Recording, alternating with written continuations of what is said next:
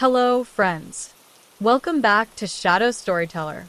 Before we begin tonight's story, I invite you to subscribe, like, and leave a comment below so you never miss another bedtime tale. Every story here is crafted to carry you through the quiet hours of the night, and your support helps keep the lantern of storytelling burning. Now, settle in, let the sound of rain outside your window blend with my words, and allow yourself to step into another place, another moment. The bus that never came on a rainy morning in Seattle. It was the first week of November, a Thursday morning that had begun with a restless sky. The rain was not falling in sheets, but in a steady, insistent drizzle, the kind that soaked into your clothes and left a chill clinging to your skin. The streets of Capitol Hill were shining black, each street lamp reflected in rippling puddles as though the city itself were split in half, above and below. At 7:25 a.m., a small group of commuters had gathered at the bus stop on Pine Street, near a cafe called Hudson's Corner. The glass shelter was fogged with the breath of those huddled inside, and the smell of damp coats and steaming coffee cups hung in the air. Among them stood a young man named Daniel Morgan, 27 years old, an office worker who lived just 3 blocks away. His shoes were already damp, the cuffs of his trousers darkening as water crept higher with each minute he stood waiting. Next to him was a woman in her early 40s, Margaret Turner, a teacher at a nearby elementary school. She balanced an umbrella in one hand and a leather satchel in the other, her hair tied back in a hurried bun. She looked at her watch more often than anyone else, her lips pressing into a tight line each time the minutes passed with no sign of headlights. Behind them, a college student named Evan Patel leaned against the wet frame of the shelter, earbuds in, music leaking faintly into the morning air. He had an economics textbook tucked under his arm, though he hadn't opened it. His gaze shifted back and forth down the long street, where the rain blurred the distance like a veil. The schedule posted on the metal pole promised a bus at 7:30 sharp. But as the time ticked past 7:35, then 7:40, the unease of waiting began to creep into everyone's expression. The hiss of tires on wet asphalt filled the silence, but each vehicle that approached was only a car, a taxi, or a delivery van. Daniel shifted his weight and muttered, "It should have been here 10 minutes ago." His voice was quiet but heavy with impatience. Margaret answered without looking at him, "Sometimes they're late, but not this late. Something must have happened on the route." She tapped the screen of her phone, but the transit app showed nothing more than a blinking line, the bus listed as delayed. The drizzle thickened into rain, droplets slanting across the street as a gust of wind swept through. The commuters adjusted their coats and umbrellas, but none of them moved away. There was a strange persistence in waiting, as if to leave would be to surrender to something larger than a late bus. At 7:50, the group had grown. An elderly man with a cane arrived, shaking water from his flat cap. A mother with her young daughter, both wearing bright yellow raincoats, joined them as well, the little girl hopping across the puddles like stepping stones. Everyone carried the same expectation in their eyes, that the next set of headlights in the distance would belong to the bus. But still, nothing came. The city around them seemed to breathe differently, the rhythm of morning disrupted. The usual sequence of engines, brakes, and footsteps was missing, replaced instead by a hollow waiting. Even the cafe across the street looked out of place, its windows glowing warmly while the bus stop remained stranded in the gray drizzle. And then, just after 8 a.m., something happened that none of them could have anticipated. The bus that never came on a rainy morning in Seattle. Just after 8 a.m., the drizzle turned into heavier rain, beating against the glass of the shelter and echoing like restless fingers drumming on a table.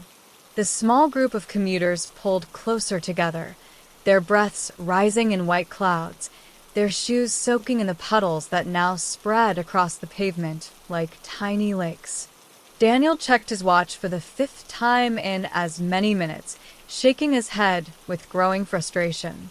His office job downtown didn't leave much room for lateness, and he knew his manager would already be tapping her pen against her desk, waiting to question him about why his reports weren't on her table by 9.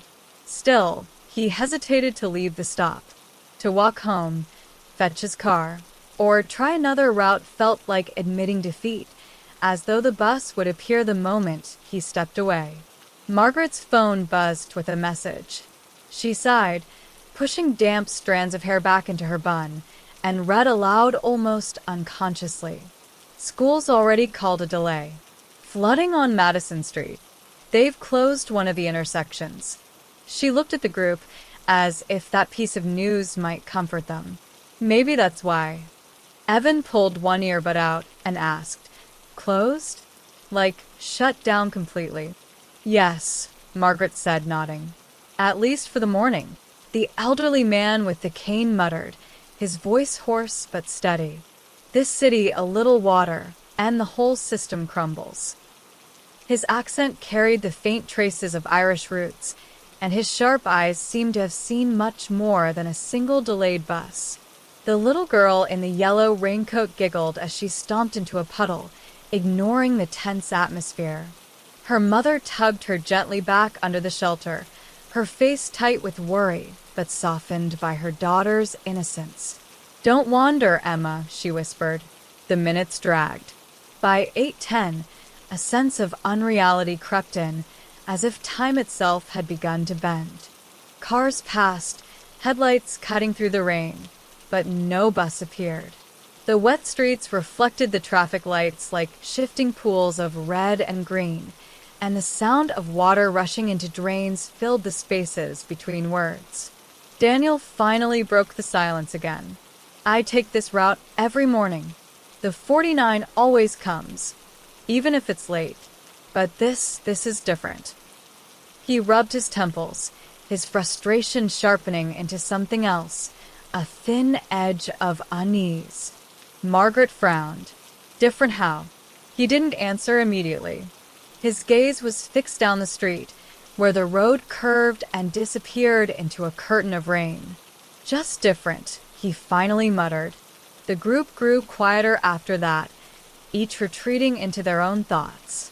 Margaret checked her phone again, but the transit app remained frozen. Evan scrolled aimlessly, his thumb moving across the screen without focus. The elderly man tapped his cane against the ground in a steady rhythm, like a metronome marking time. And then, faintly, through the mist and the hiss of rain, came a sound. Not the growl of an engine or the hiss of air brakes, but something softer, almost like a low hum. It drifted along the street, indistinct at first, then clearer, vibrating just beneath the range of ordinary noise. The group stiffened, glancing at one another, unsure if they all heard the same thing. Emma tilted her head, her small voice carrying above the rain. "Mommy, do you hear the singing?"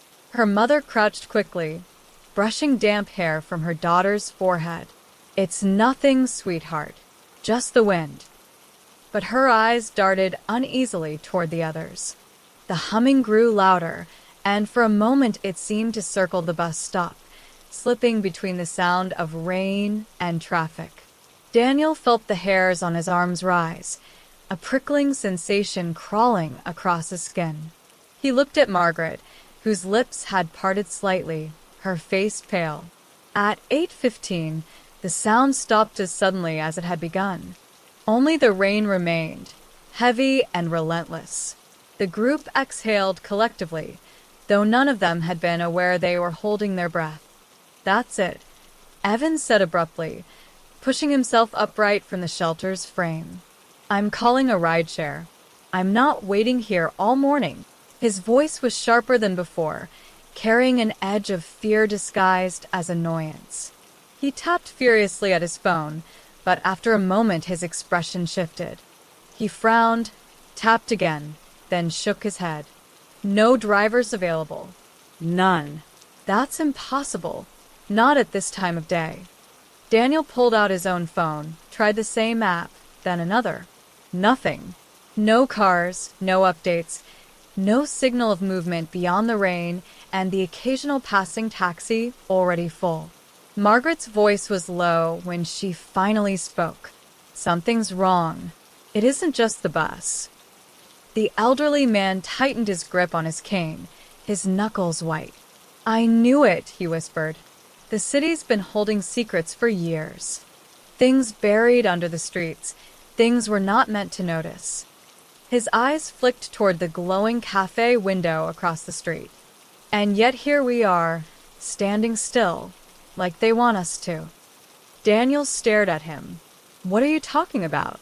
But before the man could answer, Emma let out a small gasp and pointed down Pine Street. Through the veil of rain, 2 headlights had appeared, faint at first but growing brighter, slowly moving toward them. Relief washed over the group, though it was laced with suspicion. Finally, after nearly an hour of waiting, the bus was arriving. Yet as it drew closer, their relief began to twist. The headlights were too dim, the shape behind them unfamiliar. The vehicle moved with a sluggish rhythm, not the steady roll of a city bus, but something heavier, older. When it finally emerged from the curtain of rain, they saw it clearly. It was not the 49. What came down the street was an old bus, the kind retired decades ago, its paint faded and peeling, its windows clouded with streaks. The engine coughed rather than roared, and the number plate above the windshield was blank. The vehicle slowed as it neared the stop, brakes squealing in protest. The doors creaked open with a metallic groan, revealing a dim interior lit by a single flickering bulb. For a long moment, no one moved. The rain hammered on the shelter roof, urging them forward, but an invisible weight held them back. The driver sat in shadow, his face hidden beneath the brim of a cap. Only his gloved hands were visible, resting motionless on the wheel. He did not speak. Daniel swallowed hard. Well, that's not our bus. His words sounded thin against the rain. Margaret shook her head. No. But it stopped for us. The little girl tugged at her mother's hand. Mommy, I don't want to get on. Her mother held her close, her own face pale. We're not getting on, sweetheart. Evan, however, took a hesitant step forward. Maybe it's just a replacement? Like an old backup or something. His words carried no conviction. The group exchanged uncertain glances, the silence thick and suffocating. Outside, the strange bus waited, its open doors yawning like a dark mouth, the rain splashing against its rusted steps. And as the seconds stretched on, each of them felt the same inexplicable sensation that the longer they stood still, the stronger the pull to step inside became. The bus that never came on a rainy morning in Seattle. The rain did not let up. It pounded against the glass shelter, splashed in wide ripples across the black pavement, and dripped from the edge of the awning onto the backs of the shoes of those who were waiting. Time had already lost its sharp edges. Watches told them the minutes were still moving, but in their bodies, in their quiet unease, it felt as if the morning had become something else, stretched, distorted, caught in a loop. The strange bus waited before them, its engine coughing and sputtering but never dying out. The glow from its single interior bulb flickered, dimming for a second, then buzzing back to life, the shadows inside shifting as if alive. No one wanted to speak first, but silence was heavier than the rain. Daniel finally broke it, though his voice trembled despite his effort to sound steady. If it's some kind of backup, why doesn't it have a number? And why does it look like it hasn't been used for decades? Margaret's gaze was fixed on the windshield. Rain streaks blurred the glass, but she could see the outline of the driver clearly enough. He hadn't moved since the doors opened. His head tilted slightly downward, the brim of his cap obscuring his eyes. The gloved hands remained still on the wheel. The elderly man with the cane stepped forward one small pace, tapping the ground as if testing the earth beneath him. His voice, though quiet, cut through the storm. "This is no replacement bus. I've seen something like this once before, years ago. They come when something's broken, not with the city, but with the world around it." Evan shook his head sharply, refusing to let those words settle. "That's crazy. It's just an old bus. Maybe they had to pull it out because the regular ones couldn't make it through the flooding." But even as he spoke, his eyes flicked nervously to the doors. Little Emma clutched her mother's hand tighter, burying her face against her coat. "Mommy, please, I don't want to go." Her mother whispered something soft, words lost in the rain, as she wrapped both arms protectively around her child. And then, as if responding to their hesitation, the driver finally moved. Slowly, almost mechanically, his hand lifted from the wheel and reached toward the lever by the door. He pulled it once more. The doors, already open, shuddered and banged against their hinges, widening by a few more inches. The sound echoed strangely, louder than it should have been, as though the metal groan vibrated inside their chests. The group flinched at the noise. Margaret's throat felt tight. "Did you see that? He wants us to get on." Daniel stepped back, shaking his head. No. "No, I'm not setting foot on that thing. I don't care if I'm late to work. I'll walk across town if I have to." But walking suddenly felt like an empty option. The rain had grown heavier still, sheets of water falling so thickly that the street beyond the bus blurred into nothing but gray. Even the warm glow of Hudson's corner cafe across the street seemed farther away, unreachable behind a curtain of storm. Evan, perhaps driven by frustration more than reason, moved closer to the bus. The puddles splashed around his shoes as he approached the first step. He peered inside, shielding his eyes from the rain with one hand. "Hello? Are you running this route? Capitol Hill to downtown." His voice wavered, but he tried to sound authoritative, like someone who had already decided to board. The driver gave no reply. He sat unmoving, the brim of his cap still casting his face in shadow. From within the bus, a faint smell drifted out. Old leather mixed with something metallic, like rust or blood. It was faint, but once noticed, impossible to ignore. Evan recoiled slightly, then forced a laugh. "Smells like they haven't cleaned it in years." Margaret spoke quickly, her tone sharper than she intended. "Evan, don't get on. Just step back." But he didn't. He placed one foot on the first step. The bulb inside flickered again, buzzing with a high-pitched whine. For an instant, the light brightened enough to reveal the empty rows of seats behind the driver. They were all occupied by shadows, dark shapes that looked like passengers sitting silently, motionless, their faces indiscernible. Evan froze, his breath catching in his throat. The bulb dimmed once more, and the seats looked empty again. He stumbled backward, nearly slipping in the water. No. "No, I'm not. Did you see that?" Daniel's voice cut through, low and fierce. "I saw something. Don't pretend you didn't." The group huddled closer together, instinctively pulling away from the open doors. But the bus didn't leave.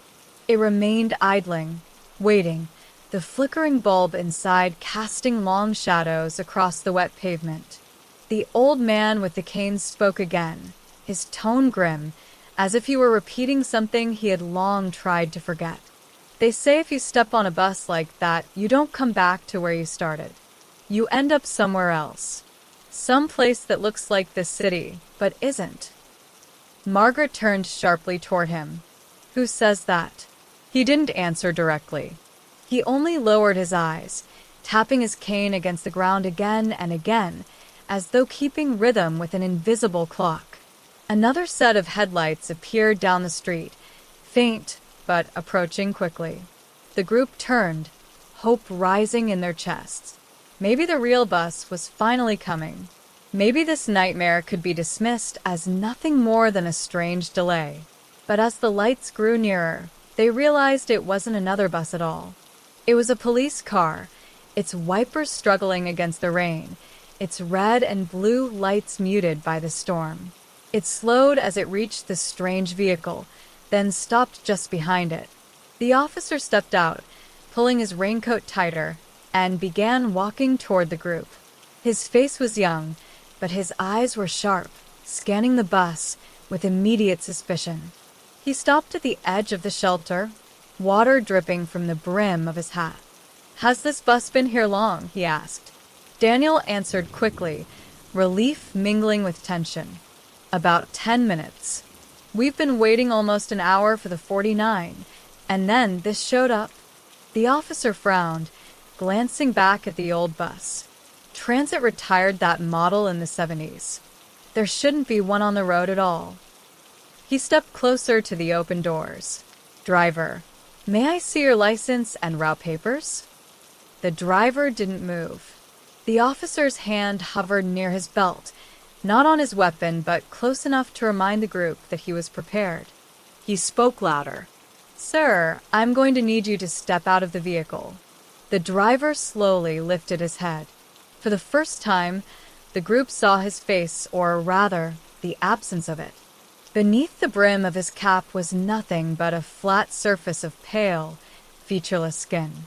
No eyes, no mouth, no nose. Just a blank canvas where a face should have been. Margaret gasped, covering her mouth. Evan stumbled backward into the shelter wall. Emma began to cry, muffling her sobs against her mother's coat. The officer froze, his breath clouding in the cold air. He took a cautious step back, his hand now gripping his weapon, though he didn't draw it. His voice was quieter, strained. "Stay behind me," he told the group. The faceless driver's gloved hand reached again for the door lever. The doors clanged shut with a final metallic bang. The engine growled, louder than before, and the bus pulled away from the curb with a violent lurch. Its tires splashed water high into the air as it roared down the street, faster than seemed possible for such an old machine. Within seconds, it disappeared into the curtain of rain. The group stood in stunned silence, staring at the empty road where the bus had vanished. The officer finally lowered his hand from his belt, exhaling a breath he hadn't realized he was holding. Daniel broke the silence, his voice hoarse. "Did that just happen? Did we all see the same thing?" Margaret nodded slowly, her face pale, her eyes unfocused. "We saw it. We all saw it." The old man with the cane gave a grim nod. "Now you know what waits at stops like these, when the world slips. Sometimes the bus never comes because something else takes its place." The officer rubbed his forehead, muttering to himself before speaking more clearly. "I'm calling this in. You all should go home. Avoid this route for the next few days. Whatever that was, it's not something you want to see twice." The group didn't argue. They no longer wanted to wait. The rain was still falling, the storm still pressing in, but the bus stop had become unbearable, haunted by what they had witnessed. One by one, they began to leave, Margaret guiding Emma gently by the hand, Evan clutching his textbook tightly to his chest, Daniel walking with quick, restless steps, the old man following slowly with the steady tap of his cane.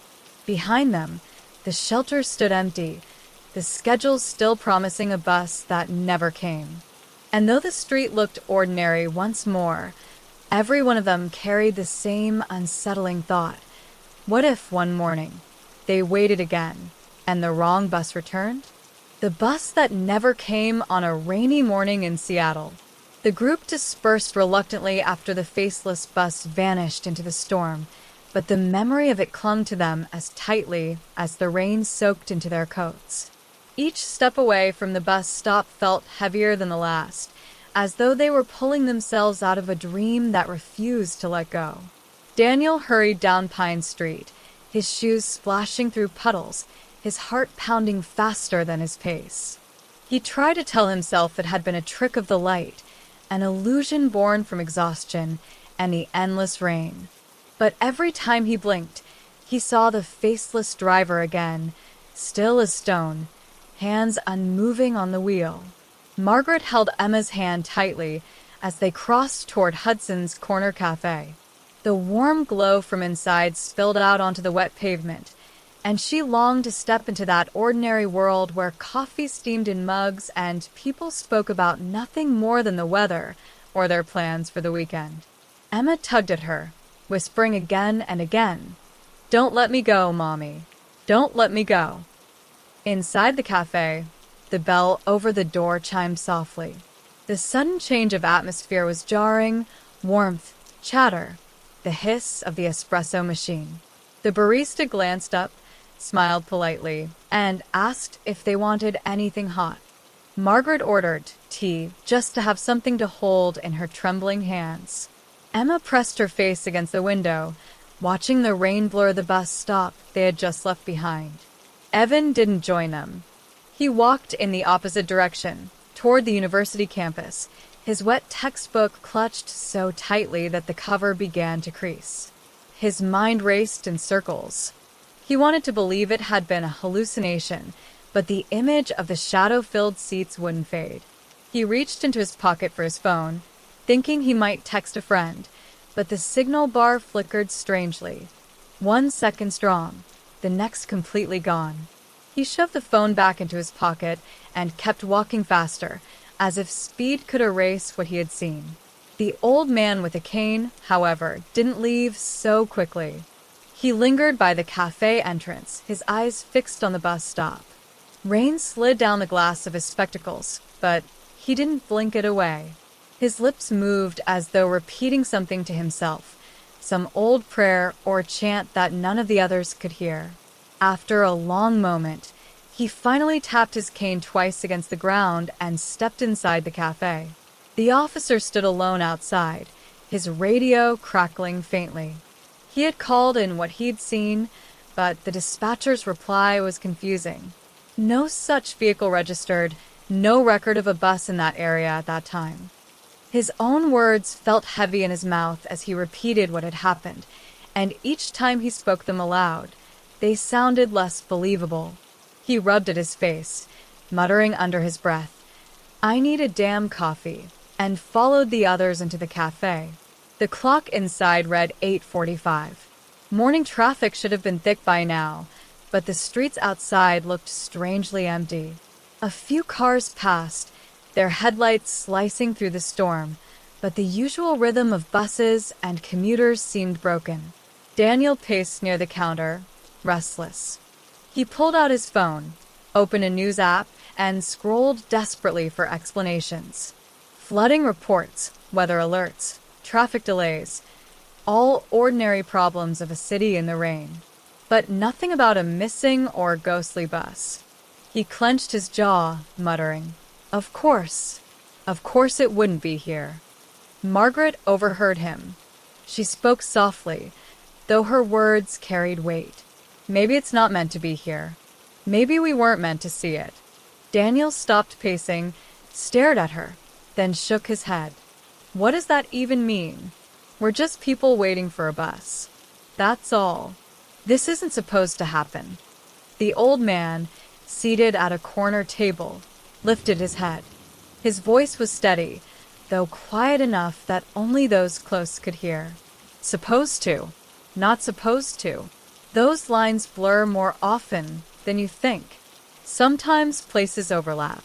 Sometimes the wrong bus arrives." Emma pressed her face harder against the window. "It's still there," she whispered. Margaret turned sharply. "What do you mean, still there?" Emma pointed with her small hand. Through the fogged glass, the bus stop looked empty at first glance. But when Margaret followed her daughter's finger, she froze. In the blur of rain, a faint outline seemed to shimmer near the shelter, like the afterimage of headlights, glowing where no vehicle stood. Daniel saw it too. His stomach dropped. No, no, it's gone. We saw it leave. We saw it. The old man only nodded, as though this confirmed something he had already known. The officer stood abruptly, muttering that he needed to make another call. He stepped outside again, pulling his collar up against the rain. His voice drifted through the door as he spoke into the radio, lower and more urgent than before. Inside, silence settled over the group. The cafe's usual noise, the laughter of two students in the corner, the hiss of steamed milk, felt distant, unreal, as though they were in a bubble cut off from the rest of the world. Margaret sipped her tea, hands trembling against the cup. We can't just go on with our day as if nothing happened. Daniel snapped, his voice louder than intended. What do you want us to do? File a report? Tell people we saw a faceless driver in a bus full of shadows? They'll lock us up. Evan had slipped into the cafe by then, dripping water onto the tile floor. His face was pale, his eyes darting everywhere except toward the window. He spoke quietly. Maybe it's not about telling anyone. Maybe it's about whether we see it again. The old man tapped his cane once against the floor. You will. Everyone turned toward him. His expression was calm, but his eyes were tired, carrying decades of weight. Daniel frowned. What do you mean, we will? The man folded his hands over the cane's handle. The bus doesn't appear by accident. It finds people. Once it shows itself to you, it remembers. Next time, you'll have to choose whether to step on. Silence fell heavier than the rain. The words lingered in their minds like smoke, impossible to wave away. Emma tugged at her mother's sleeve again. I don't want to go on the bus, Mommy. Promise we don't have to. Margaret bent down, hugging her tightly. We won't, sweetheart. We won't. But deep inside, even as she spoke, she wondered if the choice would truly be hers. Outside, the rain eased slightly, thinning from heavy sheets into a steady drizzle once more. The streets began to fill again with ordinary cars, headlights glowing, people rushing with umbrellas. For a moment, the city looked normal again. Yet every person in that cafe, every one of them who had stood at the bus stop that morning, knew normal was only an illusion. The memory of the faceless driver and the yawning doors would not leave them. And somewhere beyond the rain, on some street no map could name, the old bus continued to drive. Its seats were not empty. Under the dim light of the old street lamp, Emily shifted her weight from one foot to the other, her shoes damp from the growing puddle around the curb. The rain had not let up. If anything, it seemed to grow heavier, drumming insistently against her umbrella like a restless hand knocking against a door. She could feel the chill creeping into her fingers despite her gloves, and the clock tower in the distance struck again, its sound carried faintly through the mist. It was now well past 8, and the bus still had not come. She glanced around. The small group of passengers who had waited earlier had mostly disappeared. An older man with a cane had muttered something about walking, tugged up the collar of his coat, and disappeared down the slick pavement.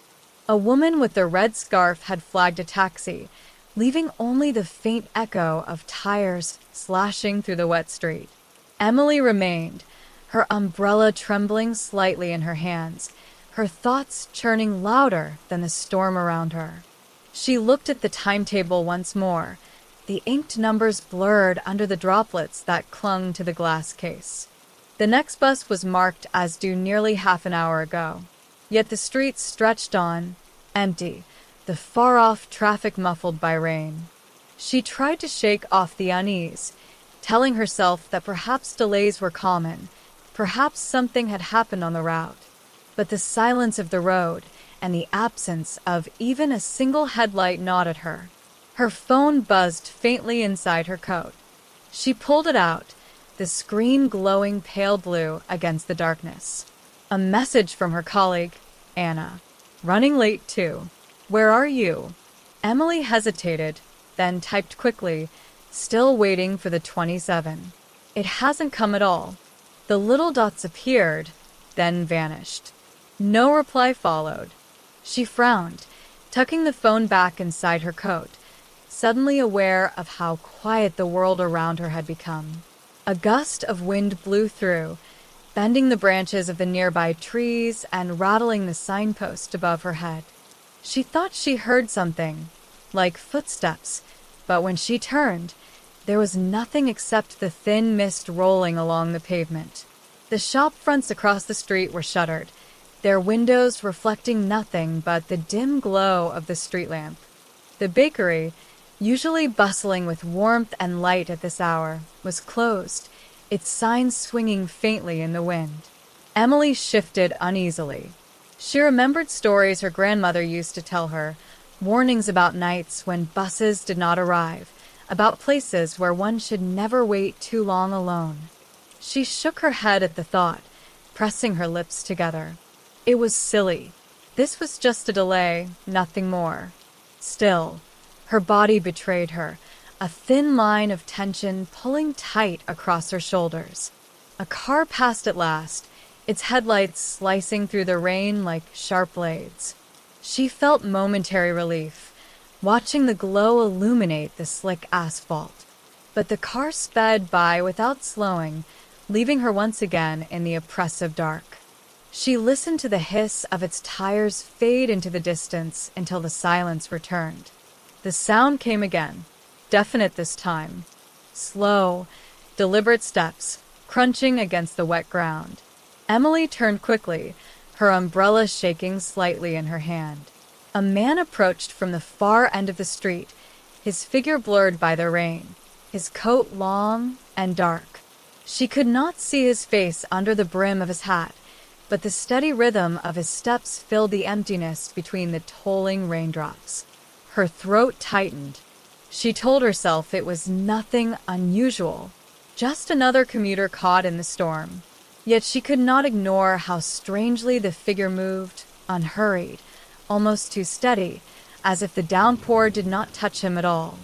He reached the edge of the lamplight, and for a brief second she thought his shadow stretched longer than it should, darker against the shining pavement. Emily stepped back, bumping against the cold glass of the timetable board.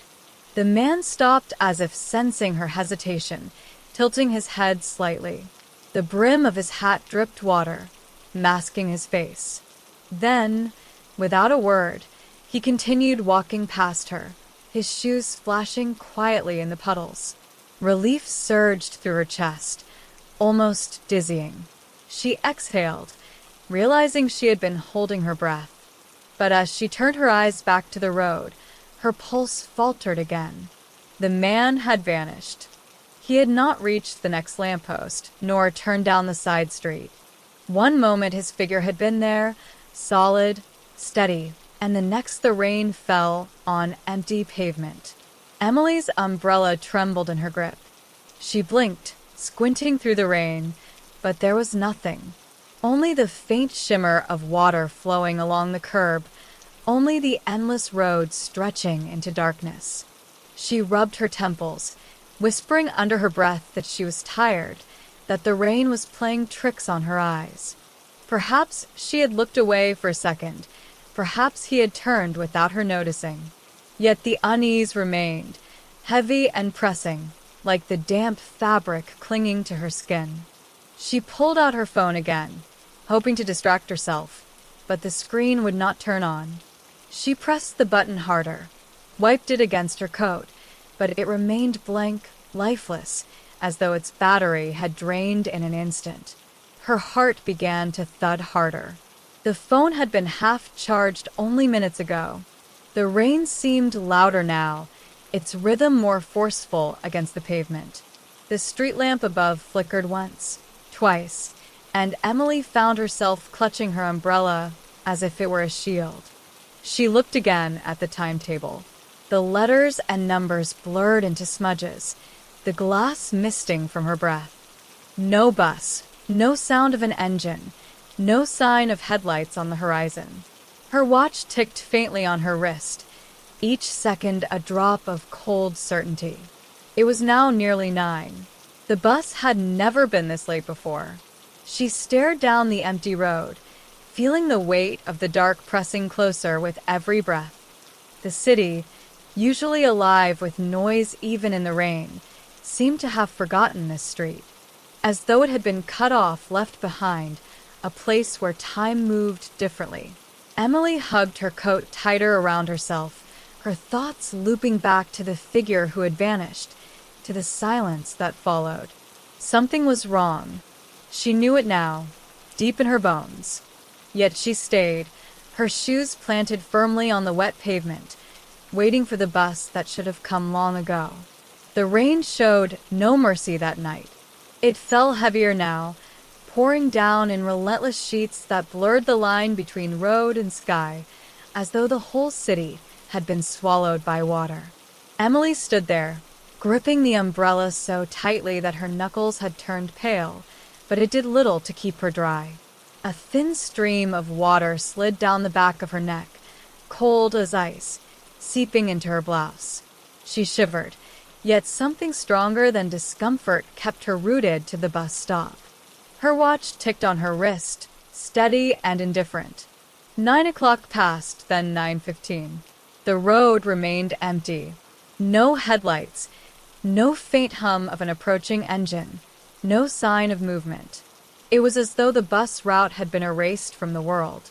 Emily's chest tightened with each passing minute, the familiar order of her morning commute unraveling into something unrecognizable. She told herself she should walk. It would take her nearly half an hour to reach the office, but that was better than waiting in the cold. Yet when she tried to step away from the timetable, her feet hesitated, her body resisting. Something about leaving the bus stop felt wrong, as though the ground outside its small circle of lamplight belonged to another world altogether. Her eyes darted toward the puddle in front of her, ripples spreading across its surface in a way that did not match the fall of the rain.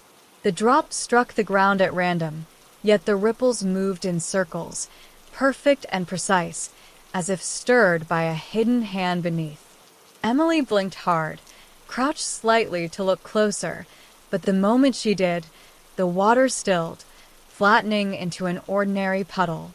She stumbled back upright, her breath shallow. Another sound reached her ears, this time not footsteps, but a faint hum. She turned toward the horizon, her heart leaping. A light flickered in the distance, blurred by the storm, and the shape of a vehicle began to form. Relief poured through her, so strong it made her knees weak. Finally, the bus was coming. She raised her umbrella higher, wiping at her damp face with her sleeve. The headlights grew closer, the hum louder. But as the vehicle approached, Emily's relief shifted into confusion. It was not the familiar green and white bus of Route 27. The shape was wrong. Older, boxier, its windows framed in a style she had not seen since she was a child. The bus slowed, its engine rattling like a tired old beast, until it came to a stop directly in front of her. The door hissed open with a sound like a sigh. Emily peered inside. The interior was dim, lit by yellow bulbs that flickered slightly, casting long shadows across the seats. For a moment, she thought they were empty. But then she saw them, figures, sitting silently, their faces obscured by the gloom, their heads tilted in strange, uniform angles, as though they were all listening to something she could not hear. A chill ran the length of her spine. The driver leaned forward, his hand resting heavily on the wheel. His face was pale under the brim of his cap, his eyes shadowed. When he spoke, his voice was low, almost mechanical. Going into the city, Emily's lips parted, but no sound came. She wanted to say yes, to step out of the rain, to escape the suffocating night. Yet something deep inside her screamed to stay put. Her fingers tightened around the handle of her umbrella. The driver's gaze did not waver. The figures inside the bus remained perfectly still, not a single one shifting in their seat. Only the rain moved, cascading down the windows in restless streams. "I'm waiting for another bus," Emily managed to whisper, though her voice barely carried over the storm. The driver tilted his head slightly, then leaned back without another word. The door closed with a sharp snap. The engine rumbled again, and the bus pulled away, its headlights cutting through the mist before vanishing into the distance. Emily stared after it, her chest rising and falling rapidly. She could still hear the echo of its engine in her ears, but the road was empty once more, as if the vehicle had never been there at all. She rubbed her arms, her skin prickling beneath her damp clothes. Minutes dragged on. 10, 15, maybe 20. She lost track, her thoughts twisting in on themselves. Every shadow seemed to move. Every ripple of water held a reflection that did not quite match her own. At times, she thought she heard voices, faint and distant, murmuring under the rain, though whenever she turned her head, there was nothing. Then came another sound, the squeak of wet shoes against pavement. Emily stiffened, clutching her umbrella as she turned.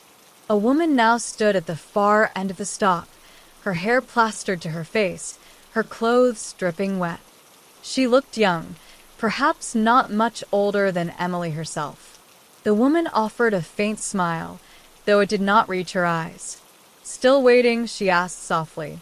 Emily nodded, her throat too tight to speak. The woman stepped closer, her shoes squelching against the soaked pavement. She looked toward the road, her expression unreadable. "The bus doesn't always come. Not on nights like this." Emily frowned. "What do you mean?" But the woman did not answer. She only turned her gaze toward the puddle at their feet, watching the raindrops strike its surface. Emily followed her eyes and froze. The ripples were back, spreading in circles, but this time they did not fade. They grew larger and larger until the puddle seemed to pulse like something alive. Emily stumbled backward, her heart racing. When she looked up again, the woman was gone. Not walking away, not fading into the distance, gone, as though she had never stood there at all. Emily's breath caught in her chest. Her umbrella slipped slightly in her grasp, the fabric sagging under the weight of the storm. She turned in a frantic circle, scanning the empty street. No one, nothing, only her, the rain, and the faint reflection in the puddle. The reflection made her blood run cold. It was her, standing beneath the umbrella, but her face was wrong. Her reflection's lips were curved in a smile she did not wear, its eyes wide and unblinking. Slowly, deliberately, the reflection tilted its head to the side. Emily gasped, stumbling back until her shoulder hit the timetable board. When she looked again, the puddle was still, reflecting only the blur of the street lamp. Her pulse hammered in her ears. She wanted to run, to escape this cursed stop, to get away from the endless rain and the silence that pressed in from all sides. Yet her legs felt heavy, her body rooted to the spot as though the ground itself held her captive. 9:30, 9:45. The night stretched on, cruel and unrelenting. And still, the bus never came. The rain was merciless, as though the heavens had chosen this single street to empty themselves upon. Emily stood soaked through despite the umbrella clutched above her head, her shoes squishing with every minor adjustment of her stance. The bus stop shelter provided no relief, its roof leaking from several places, water dripping steadily onto the metal bench inside. She had lost all sense of time except for the slow and cruel rhythm of her watch. Each second stretched into an eternity, and the silence between the occasional distant rumble of a car was unbearable. She could not shake the image of the reflection that had smiled at her. It replayed over and over in her mind, gnawing at the edges of her reason. Maybe she was simply exhausted. Maybe stress had finally reached its breaking point, and she was imagining things. But even as she tried to convince herself, her body knew better. The cold sweat clinging to her neck was not from the rain alone. The city around her seemed to have vanished. No laughter from late-night wanderers, no taxis honking, no doors opening to let someone out of the rain. Just her and this stop.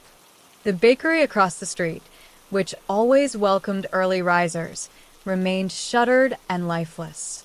The neon sign of the laundromat 2 blocks down that usually blinked annoyingly had gone dark.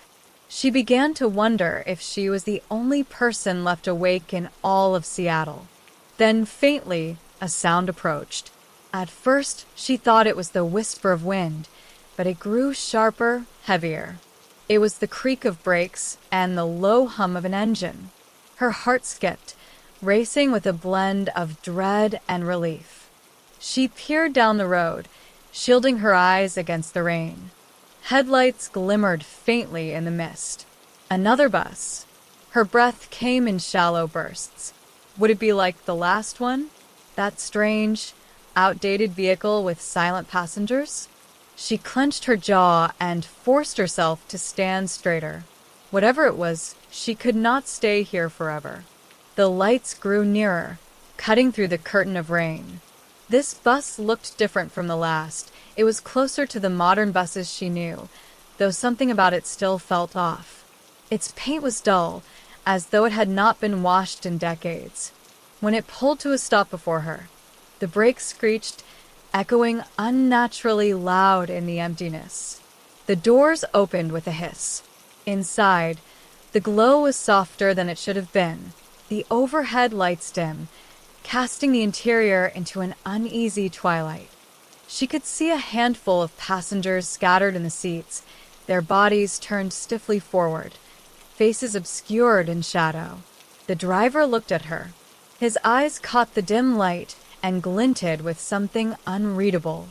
His skin seemed too pale, too thin, and his lips curled into a smile that made her stomach twist.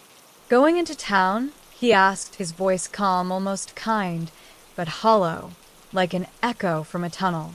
Emily hesitated. Every fiber of her body screamed to stay away, to back into the rain and take her chances with the walk. Yet another thought whispered inside her. If she refused, if she stayed here, she would never leave this bus stop at all. Something unseen held her in place, urging her forward. Her legs trembled as she stepped toward the open door. The air inside felt different, warmer, yet heavy, like the pressure before a storm. She climbed the first step, her hand gripping the cold metal rail. The driver's smile widened slightly as she entered. The moment her foot touched the bus floor, the sounds outside dulled. The rain still fell. She could see it through the windows, but it no longer drummed against the roof or hissed against the street. The silence inside pressed against her ears. She moved further down the aisle, her eyes scanning the passengers. None of them moved.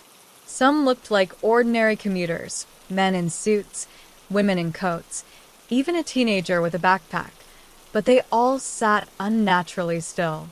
Not one blinked. Not one breathed.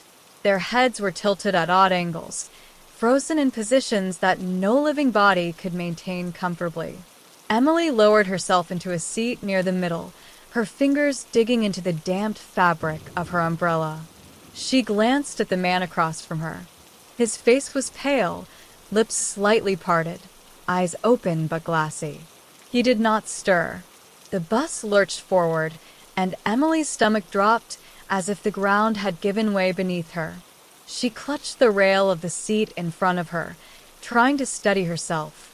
Outside, the city blurred past, though it did not look like the Seattle she knew. The buildings were wrong.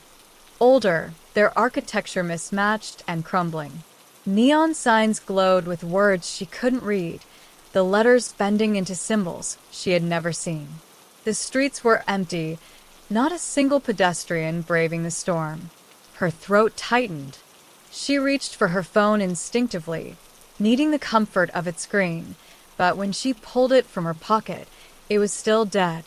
She pressed the button again and again, her reflection staring back from the black glass.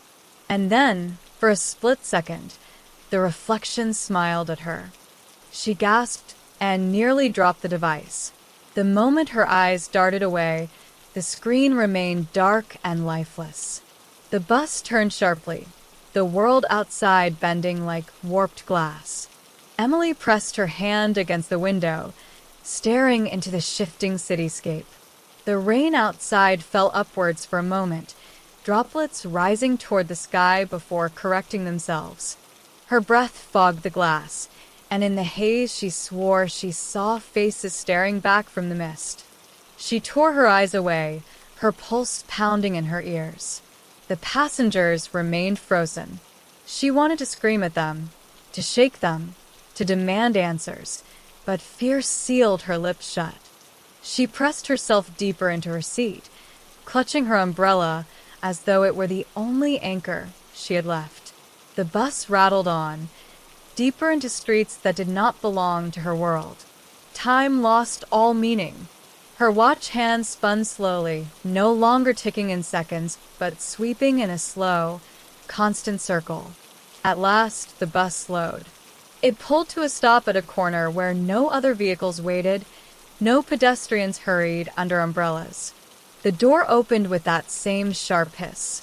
"You're stop," the driver said, turning his head toward her. His voice was low, but it reverberated through the entire bus. Emily stared at him, then at the passengers who had not stirred. Her mouth went dry. This isn't my stop." The driver's eyes glimmered. "It's where you're meant to be." Her heart thundered in her chest. She shook her head violently, gripping the seat. No. "I'm not getting off here." The driver's smile vanished, replaced by an expression that was neither anger nor sadness, but something emptier. Slowly, the passengers turned their heads in unison, their movements stiff, mechanical.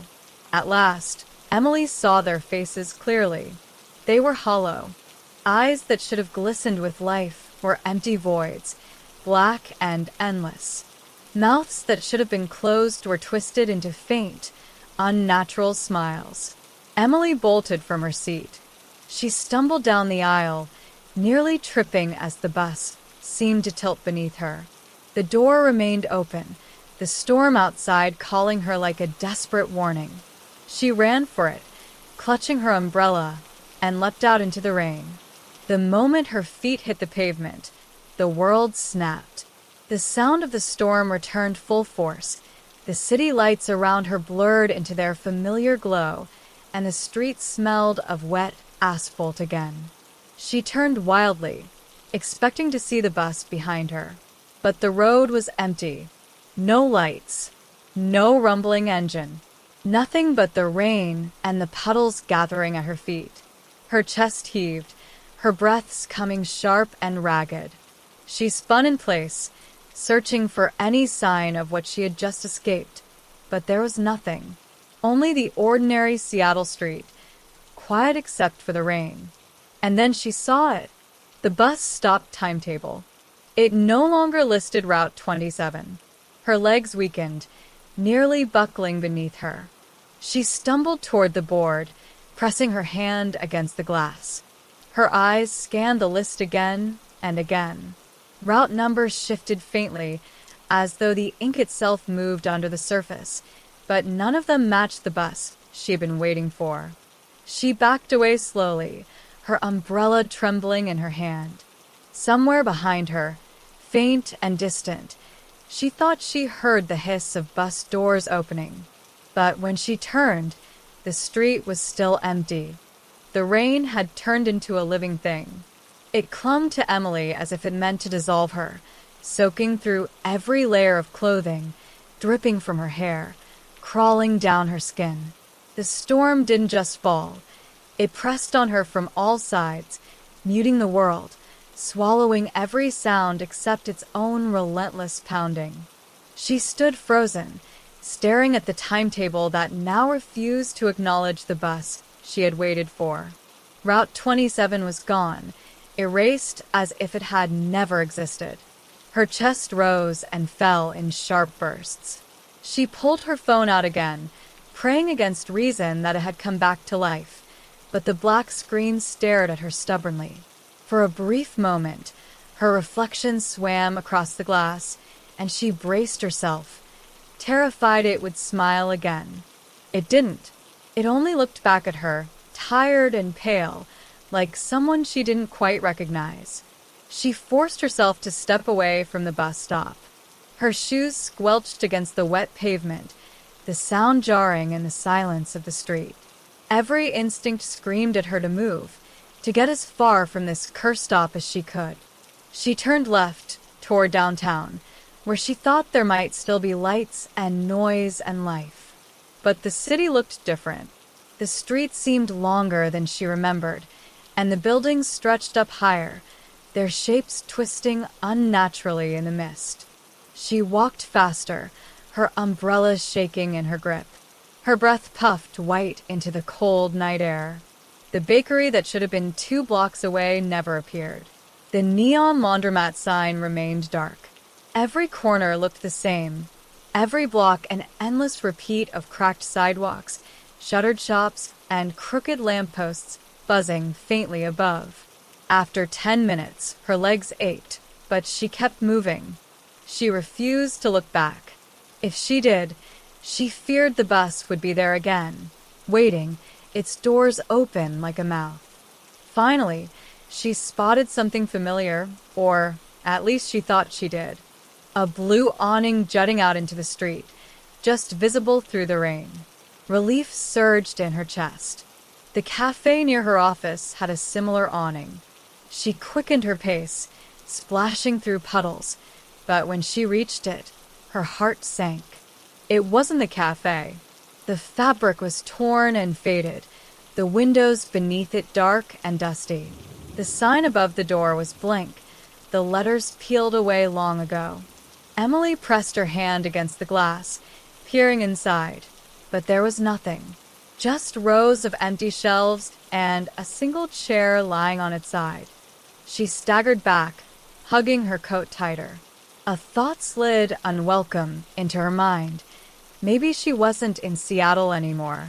Not in the Seattle she knew. Her breath hitched. She turned away from the dead storefront and kept walking, forcing herself to focus on the rhythm of her steps, one after the other, as though that alone could anchor her. The rain grew louder, so loud it almost drowned out the beating of her heart. And then she realized it wasn't just rain anymore. There were footsteps. She froze. The sound was behind her, slow and deliberate, each step splashing through water. Her pulse spiked. She gripped her umbrella so hard the metal handle dug into her palm. "Hello," she called, her voice trembling. The footsteps stopped. Silence pressed down like a weight. Emily turned slowly, her eyes straining against the storm. The street stretched behind her, empty, the mist curling between lampposts. No one. Nothing. She swallowed hard and forced herself forward again. The moment her shoes hit the pavement, the footsteps resumed. They matched her pace exactly. She quickened. So did they. She slowed. So did they. Her throat tightened, her breath ragged. She couldn't take it anymore. She spun around, ready to confront whoever, or whatever, was following her. But the street remained empty. Only puddles rippled faintly where her own steps had been moments before. Her umbrella nearly slipped from her hands. She backed away, her chest heaving, until she collided with something solid. A bus stop sign. Her heart lurched. She turned. It was the same stop she had left behind. The same leaking shelter, the same timetable with Route 27 missing. She staggered back, shaking her head violently. "No," she whispered. "No, no, no." She had walked straight, hadn't she? She had followed the street for blocks. She should have been downtown by now. But somehow, impossibly, she was back. Her knees weakened, nearly giving way. She clung to the timetable board for balance, staring at the glass as rain streamed down it. Her reflection glared back at her, warped and distorted. For a moment, she thought it moved independently, lips twitching in a smirk. She screamed and spun away. Her voice vanished into the storm, swallowed whole. Headlights appeared suddenly down the road. Emily froze, her stomach nodding. Another bus. Its shape loomed larger as it approached, the sound of its engine rattling the night. She wanted to run. Every part of her wanted to flee into the darkness, to disappear into the rain, and never look back. But her legs refused to obey. She stood rooted to the spot, the light growing brighter, the hum louder. The bus stopped in front of her. Its doors opened with that same hiss, that same breath of air that chilled her to the bone. Inside, the lights flickered faintly. The driver leaned forward. His face was different this time. Not the pale man from before, but a woman, her features sharp and angular, her eyes hollow yet piercing. "Are you coming?" she asked. Emily's mouth went dry. She shook her head, backing away. No. "I'm not." The woman tilted her head. "You've been waiting a long time." "I'm not going with you," Emily whispered, though her voice sounded small, drowned beneath the storm. The driver's lips curled into something between a smile and a sneer. "You already did." The words struck her like a blow. Her stomach twisted, her vision swam. She stumbled backward, her shoes slipping in the puddles, and before she knew it, she had fallen to the ground. Cold water soaked through her clothes, clinging like ice. When she looked up again, the bus was gone. No sound of an engine. No headlights. Nothing but the endless rain. Emily lay there, trembling, her breath catching in sobs. She didn't know how long she stayed on the ground, staring at the rippling water around her. Time had become meaningless.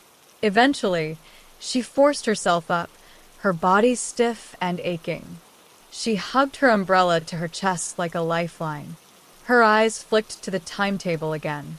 For the first time, she saw movement behind the glass. Letters rearranging themselves.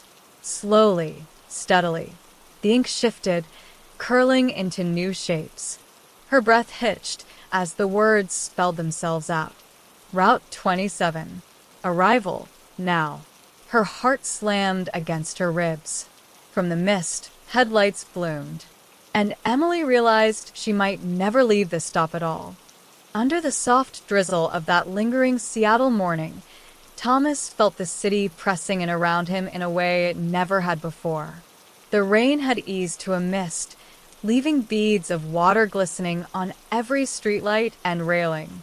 He adjusted his scarf and tried to shake away the gnawing unease that had been with him ever since the bus failed to arrive hours earlier. The ordinary rhythm of his day had collapsed, and though the city was alive with its usual hum of commuters, cyclists, and pedestrians under umbrellas, he felt separated from it all, as though he were moving through a different layer of reality. When he finally reached the coffee shop on Pine Street, he pushed through the glass door and was met with a rush of warm air laced with espresso and cinnamon.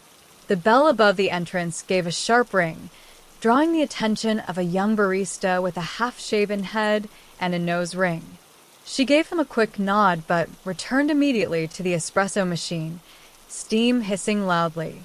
Thomas found a corner table, sat down, and pulled his notebook from his damp satchel. He had barely flipped it open when he heard someone clear their throat softly. "Do you mind if I sit here?" a woman asked, her voice smooth but hesitant. She held a paper cup, steam curling from its lid. Her coat was dark green, her hair pulled back in a bun that was slightly undone from the rain. Thomas gestured to the chair across from him. "Go ahead. Plenty of room." She settled into the chair, wrapping both hands around her drink. For a moment, the two sat in silence, the sound of rain tapping faintly against the shop windows filling the space between them. Finally, she spoke again, almost as if she had been waiting for him to initiate something. "You were at the bus stop on 5th this morning, weren't you?" Thomas froze, his pen hovering above the page. He hadn't noticed her earlier, but now that she said it, he remembered catching a glimpse of someone with a green coat beneath the awning. "I was," he admitted cautiously. "You too." She nodded. "I've been taking that bus for nearly 3 years. It's always on time. Rain or shine, traffic or not, it's there. But today," she trailed off, her eyes scanning the cafe as if checking to see who might be listening. "But today it wasn't," Thomas finished for her. Her eyes met his, a flash of understanding passing between them. "Exactly. And when it didn't come, I waited. Longer than I should have, really. I kept thinking maybe it would turn the corner any second. But it never did." Thomas exhaled slowly, realizing how surreal the morning had felt. "I walked here after waiting an hour. Couldn't bring myself to go home yet." The woman sipped her coffee, then set it down carefully. "My name's Evelyn," she said, extending a hand across the table. "Thomas." He shook it, surprised at how firm her grip was despite the tremor in her fingers. The connection felt oddly significant, though they were just two strangers whose bus had failed them. Yet there was something in her eyes, curiosity mixed with an edge of unease, that made him think she felt it too. As the cafe buzzed around them, Evelyn leaned closer. "You know what's strange? I asked the driver of another route if he knew what had happened. He looked at me like I'd lost my mind. He said there hasn't been a Route 27 bus on 5th Avenue in years." Thomas blinked, his pulse quickening. "That can't be right. I took that bus yesterday. I take it nearly every day." "I know." Evelyn's voice was barely above a whisper. "So do I." For a moment, neither of them spoke. The weight of her words hung heavy between them, tangled with the hiss of steaming milk and the low murmur of conversations nearby. Thomas felt a cold ripple move down his spine, different from the damp chill of the rain outside. He thought back to the familiar driver with the graying beard, the faded seats, the jolt of the brakes as the bus turned sharply onto the freeway. He could picture it all, as vividly as if he had stepped off it only yesterday. And yet, if what Evelyn said was true, the route no longer existed, or perhaps never had. Evelyn tapped her fingers against her cup, restless. "There's more. When I got to work late, I asked a colleague if she'd noticed the bus missing. She looked at me strangely and asked why I was talking about a line that had been discontinued nearly a decade ago. She laughed, as if it was some joke." Thomas closed his notebook, his mind reeling. "So, it isn't just me. It isn't just some mistake." She shook her head. "No." "Something happened this morning, and I think we're the only ones who noticed." The thought made Thomas's chest tighten. He wasn't sure whether to feel terrified or grateful that someone else shared his confusion. All around them, the cafe continued in its ordinary flow. Students with laptops, a man reading a newspaper, a pair of tourists unfolding a map. Yet, for Thomas and Evelyn, the world no longer felt entirely real. Thomas leaned back, exhaling slowly. "What do we do now?" Evelyn's lips pressed into a thin line as though she had been waiting for that question. She reached into her coat pocket and pulled out a folded slip of paper. Unfolding it carefully, she slid it across the table to him. Written in black ink were 4 words: "Meet me tomorrow. Midnight. 5th Avenue stop." Thomas stared at the note, his heartbeat quickening again. "You're serious about this?" Her eyes never wavered. "I need to know. Don't you?" Outside, the rain began to pick up again, droplets streaking down the glass, blurring the city lights. Inside, the two strangers sat in their corner, bound now by something neither fully understood, but both felt compelled to uncover. The day stretched on, but the city no longer seemed like the same Seattle Thomas had known for years. Every sound, the rush of cars, the laughter of passersby, the screech of the light rail, felt layered with another meaning, as if beneath it all lay a secret waiting to be revealed. And as midnight drew closer, Thomas realized that missing a bus had set him on a path he could never step away from again. When the clock struck midnight, the drizzle had thinned to a mist that clung to the streetlights like a silver veil. Fifth Avenue was nearly deserted, the city's usual roar softened into the occasional hiss of tires on wet asphalt.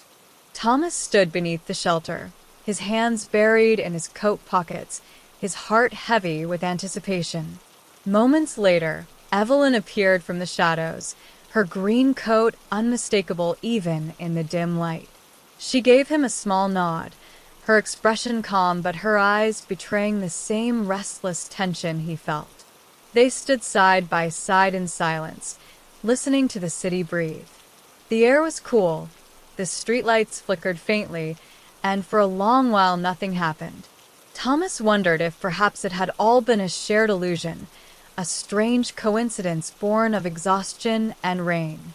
But just as he turned to speak, a low hum stirred in the distance. Headlights glowed faintly at the far end of the street. The shape of a bus emerged through the mist, its outline both familiar and foreign. As it drew closer, Thomas felt his chest tighten.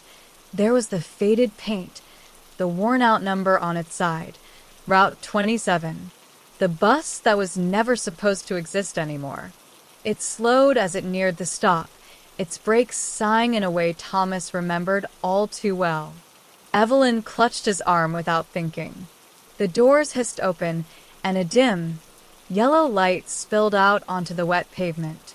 Inside, shadows shifted on the seats, though no faces were clearly visible. A faint, distorted voice, half mechanical, half human, announced stops that neither of them recognized. The air smelled faintly of dust and old leather, but beneath it was something colder, something that raised the hair on the back of Thomas's neck. He and Evelyn exchanged a glance. This was the moment, the question of whether to step forward or retreat. Evelyn's grip on his arm tightened. "We asked for answers," she whispered. "This might be the only way." Thomas swallowed hard, his mind screaming with doubt, but his legs felt strangely steady as he moved toward the open door. Evelyn followed close beside him. The driver sat in shadow, his face obscured beneath the brim of a cap, motionless except for the slow turn of his head as they stepped inside. The doors closed with a sharp hiss, sealing out the misty night. The bus pulled away from the curb, its wheels cutting through puddles, carrying them down a road neither of them recognized, one that seemed to unravel deeper into darkness, beyond the city they thought they knew. And as the glow of Fifth Avenue vanished behind them, Thomas realized the truth. Missing the bus that rainy morning had not been an inconvenience. It had been an invitation. Apaka camu injin saya buakan versi penyedap ini lebi panjang lagi. Semacam, epilogue yang menggambarkan nasib Thomas dan Evelyn setila menaiki bus misterius itu.